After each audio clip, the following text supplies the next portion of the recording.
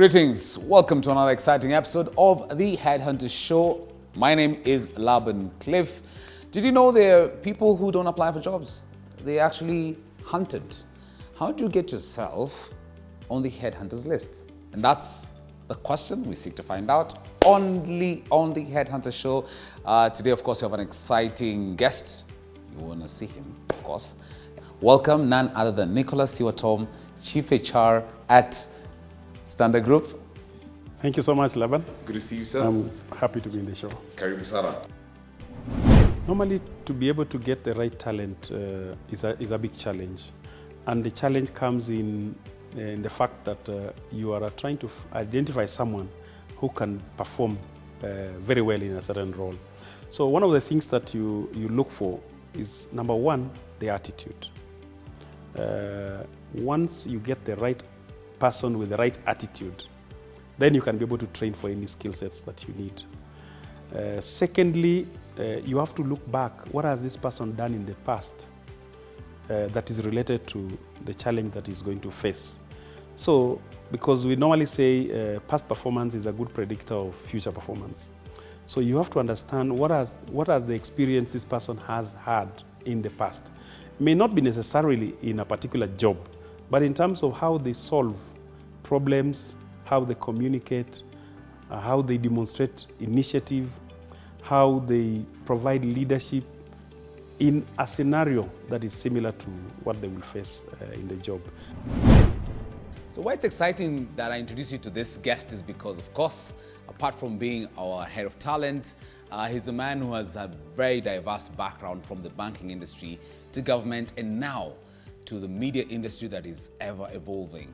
Take a look at his interesting profile.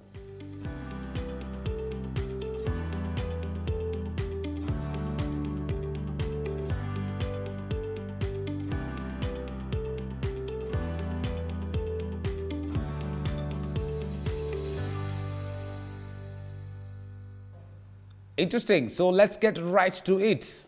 Siwatom, karibu Kofisi.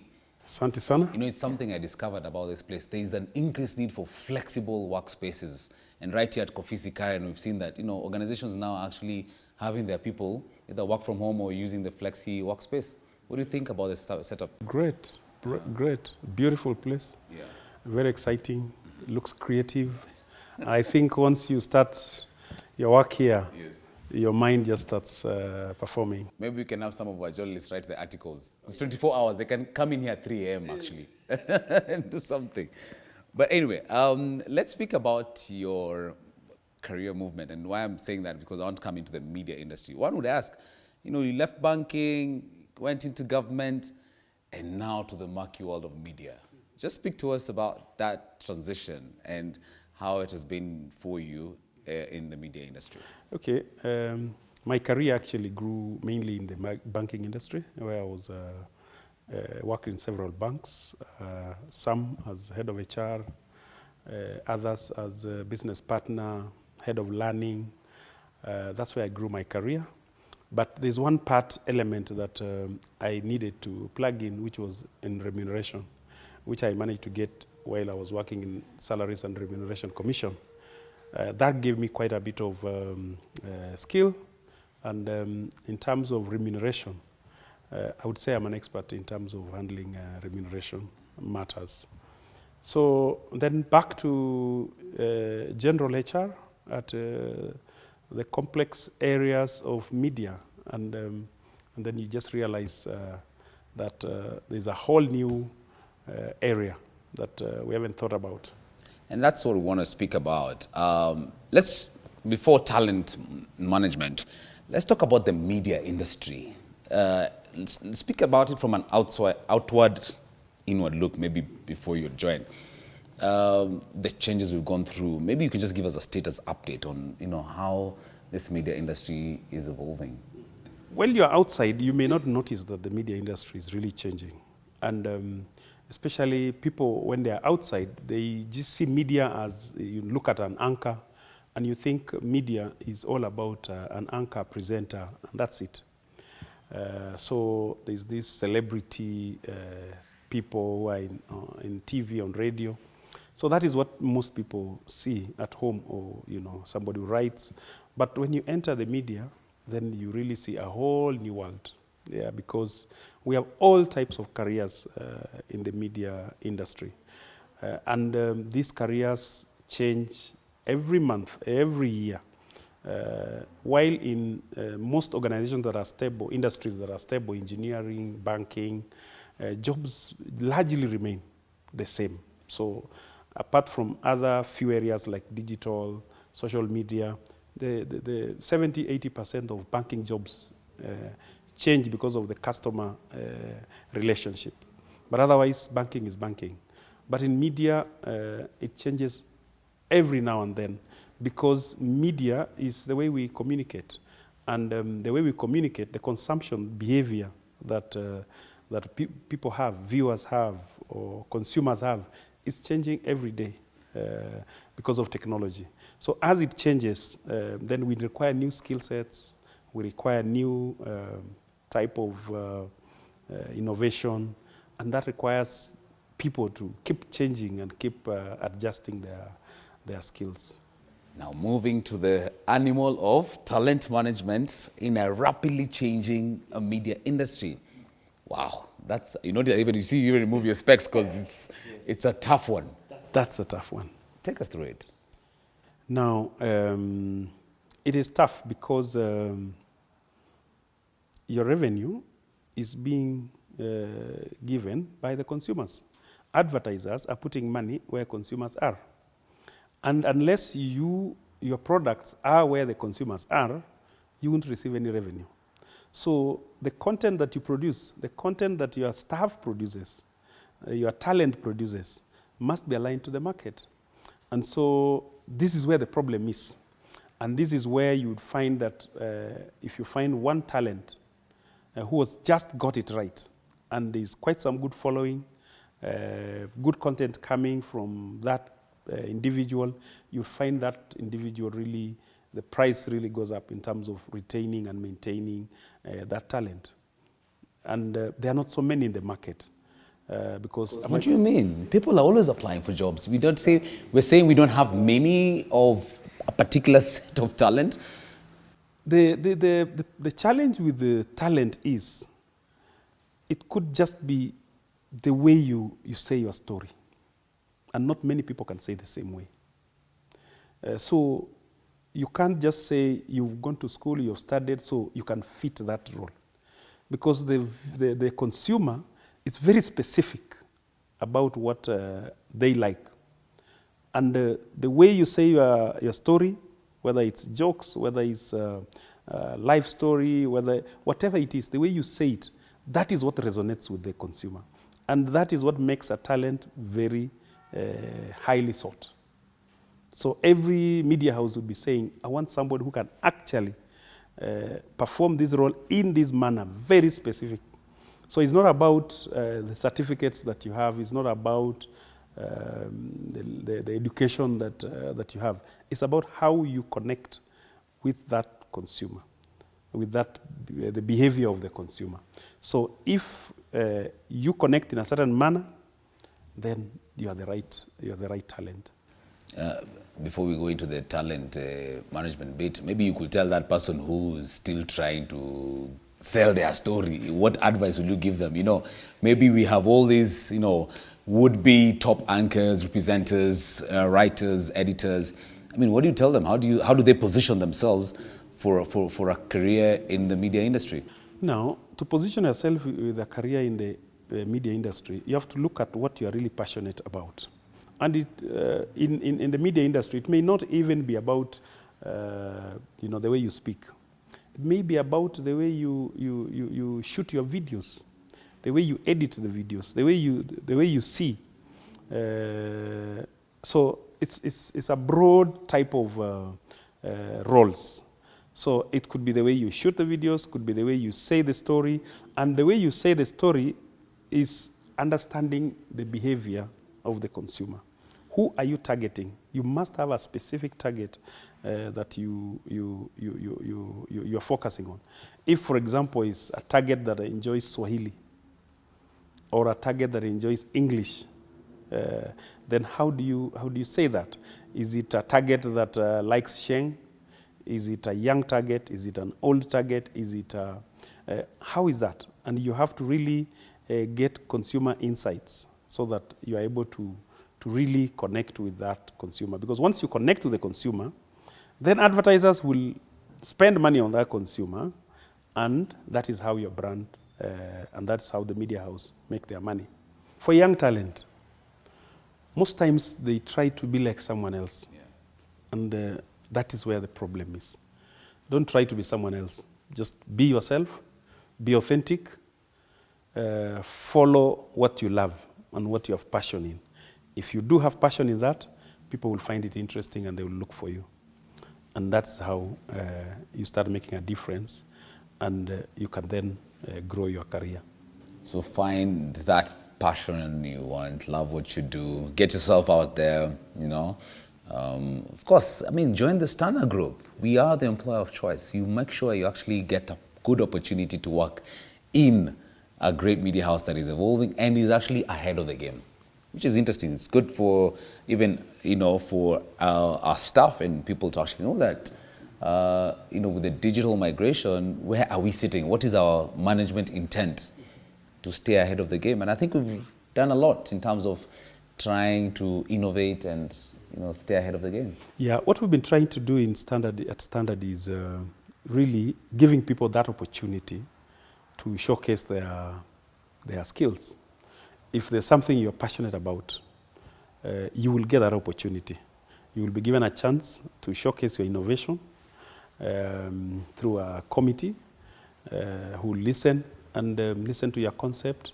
And that we have implemented a number of our innovative ideas from contributions from employees. Aside from people, if you just say, and here broadly speaking, you know, from a HR perspective, looking at leadership, you mentioned about remuneration, you mentioned about continuous learning. If you look at those key facets of HR, how would you rank them in terms of, in a media house, what for you ranks, or for your team ranks tops in those HR facets? So culture is important. And off the cuff, we're talking about how culture is important for the success of any organization. You have to have the right culture. And the culture is what, you know, when we say we are an innovative organization, that's our culture. That's how we do things. We give people opportunities to fail, to try and fail. We give people opportunities to move away from their comfort zones and do things that they have not usually been doing. We want to recognize performance. We want to recognize contributions that employees bring on board, so that it's not about how many years you have been in a role, but it's about what impact you have brought into the role that you are doing. That is what we reward. We don't reward you for being in our place for like 30 years, 20 years. We reward you for what you bring. Even if you have been here for 2 years, 3 years, then we will be able to reward that performance. Very well. Stay tuned, because we are not done yet with Mr. Siwatom. There is a whole facet about, like, you know, the industry he's, you know, helped manage, and of course a diversity of them, and now trying to really make sure that we can be ahead of the game, you know, in the talent management, particularly in a VUCA world. And after the break, we'll be talking about that VUCA world bit in relation to talent management in the media industry. Stay tuned. This is The Headhunter Show.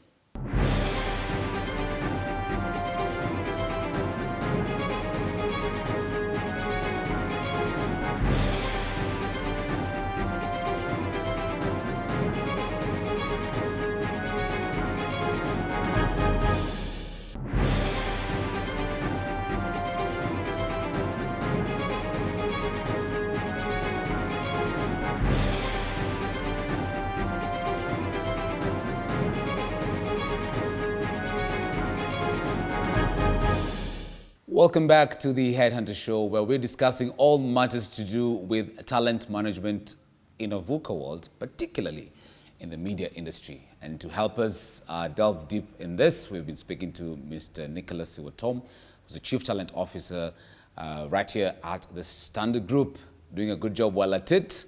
and of course, getting those management and leadership insights just for you. So, we're saying about the whole changing landscape, and we've defined that, how it's very different and how there's need for talent, but that talent really doesn't quite tailor themselves to actually get onboarded based on what they've done. But there's still a need, and there's still a need to actually get ahead, and also rewarding good talent as well. So if you look at now the future going forward, like, in this particular sector, for that HR person who's watching, and maybe they're managing talent in a media sector or in a very volatile industry, and of course now with COVID, it's been, I think it's cross-cutting, but maybe largely in our space. What are some of your management tips for such people? Now, because in a VUCA world, a need arises.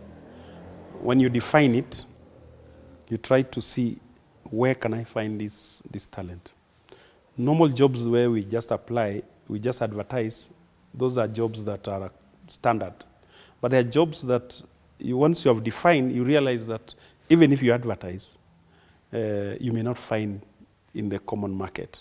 So you have to then to know, where are such talent found?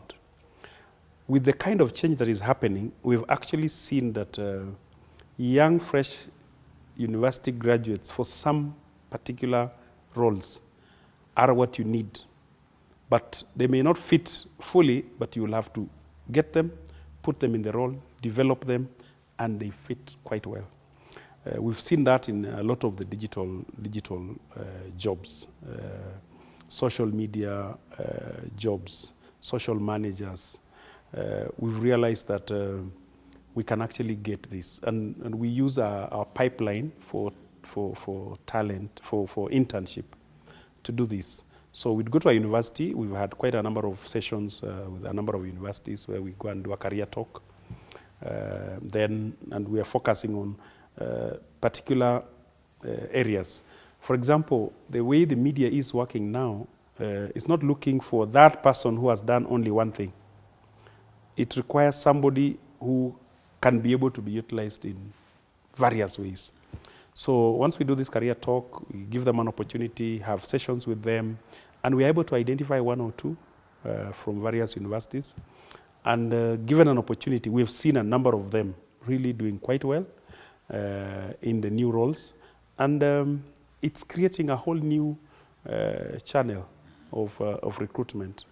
So, and the reason is the change is so fast, and you cannot find in the market ready talent. You have to develop it internally. So you need to get the people who have the capability, basic skills to be able to learn this, and you grow them. The challenge there has been that you get this sort of potential, but now when they come on board, the retention strategy is not there. What would you advise in terms of, you've gotten very good potential, very good folks, but now how do you keep them there? What we have seen is these people, when they come in, most times, most managers, their default management skills goes like they manage like every other employee. And that's where managers go wrong. And this is where managers require HR to support them. Because you don't manage these talents just like all the other employees. They are unique. The role is volatile. The job can change any time. And what you need is to manage this talent. Most times you realize that they are few. So you'd find that this is a young person whose remuneration, if you maintain at the lower level entry as usual, in terms of your scale, your salary scales, you will not retain. So you have to identify this role as a unique role and progress the salary much faster than other employees because of the kind of changes that the role goes through and the fact that this is a growing area. So that is the challenge that managers have, how to manage this talent, because they just then say, this person has just been here 1 year, you can't give a salary increase of that magnitude, or is young, there are other older people who have been here. If you compare them with other roles, then that is when you lose. So, but for you to retain them, because this volatility is happening in all industries. And other managers are looking for those talents who have gotten some training, and you will lose them if you do not focus on them. Because they will go to be social managers in other places. They will be given other opportunities because this area is growing. I think this change is not only in the media industry. It's also catching up with other organizations. So they are in high demand, and you should look at their remuneration uniquely. That is the only way to manage and retain that talent. Because of COVID, we've seen a lot of increase in pertinent issues that perhaps the HR, and loosely here speaking, the human capital department, because it's always evolving, so it's not usual, they say that just the corner office or those people who you don't interact with. The conversation regarding mental health, especially now because of COVID, mental health, workforce diversity, how are these things coming onto your desk or into your strategies, and how are they influencing policies in organization? Mental health is a major thing, and I don't think it's just gotten worse with COVID because of the changing work environment. Most people have not used to working at home when they have their children, their spouse, and they are stuck in the house for a long time, and they are not used to that kind of an environment. So apart from that change, mental health is key in a workplace, and if not observed, then it will affect performance. So this is something that most times people are not aware. And mental health generally, people don't realize, even in society. You have a mental disease, they say we amekuwa wazimu, and nobody bothers about you until you start picking takataka, then they start taking it to Madare. Instead of handling the problem much earlier when it can still be treated. If you get malaria, you will quickly get drugs. But if you have mental health, nobody notices that that's a disease that needs to be managed. So it's something that most managers are not aware. They drag it into a performance problem. They say your performance is not good, so you're given warning letters for non-performance. But the real problem is you needed psychological support or counseling support. So managers ought to be really aware about change in behavior, especially performance or relationship with other employees. If an employee's relationship changes suddenly or behavior changes suddenly, then you have to address the root cause. Even if performance just suddenly drops, that relationship has to be there between a manager and the employee. And possibly have an expert, an in-house support for mental health, or have a relationship with a psychologist or a counselor staff can be referred to for assistance. And also the issues of diversity, of course, should mention to our viewers. This show is actually produced by a lady who's very focused and well at it. I mean, you'll see her name at the tail end, Charity. And the conversation is, how do you make and give opportunity to women and youth to actually grow through the system, the organization as well? Yeah. I think, like standard,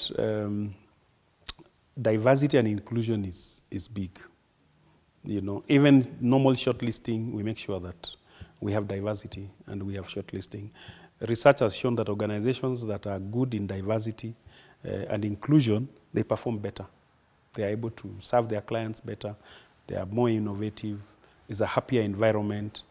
So for every organization, it's very important to have inclusivity in the workforce. That's very important, because even reporting, diversity in terms of skills, diversity in terms of gender, diversity in terms of age, everything, regions, everyone brings in something. And we have a very youthful workforce. And it's not about your age, it's about what you bring on board, what impact you will bring on board. Siwatom, before we let you go, what are your top 3 management tips you can actually give to that manager who's grappling with talent management in a very volatile, uncertain, complex and ambiguous world? Number 1 is getting in touch with your people. It's very important to have your ear on the ground as a HR. Have sessions with your staff, even without your departmental heads. have conversations with them. And those conversations are very important. Note them down. You will find some trends, and you will see how people are being treated, what they find important, what you should do more of, what you should do less of. You will get quite a lot of information. There's a lot of information that is kept with staff. Even if you ask them to write and give suggestions, they may not give. But if you have sessions with them, one-on-one, in small groups, and also their managers, have sessions with their managers. Why did they do the things that they do? What they would want to see their employees do? What type of skills they would want to have? How would they want their employees to be upskilled? What are the areas that they are struggling with? And then also themselves, the managers, because they are the ones who set the pace in their functions. They set the mood in their functions. Mr. Nicholas Siwatom. Thank you so much. Karibu tena Headhunter. Pleasure. It's been a pleasure to host you as well. Of course, being a talent lead, it's great to have you on board. And I think what we try and, of course, infuse is also to speak to ourselves. Because, with the Headhunt program, there's conversation that we actually give to our audience as well, but also the insights we actually get out from this program. I hope that we can actually even apply once we are actually on our desks and busy just trying to really grapple with what's next. My name is Laban Cliff. As always, thank you for being with us on the Headhunter Show for this episode. See you again next time, same place, right here at KTN Home. But of course, if you miss us here, make sure you get into the Standard Group digital platforms where you can get this and many more. Goodbye.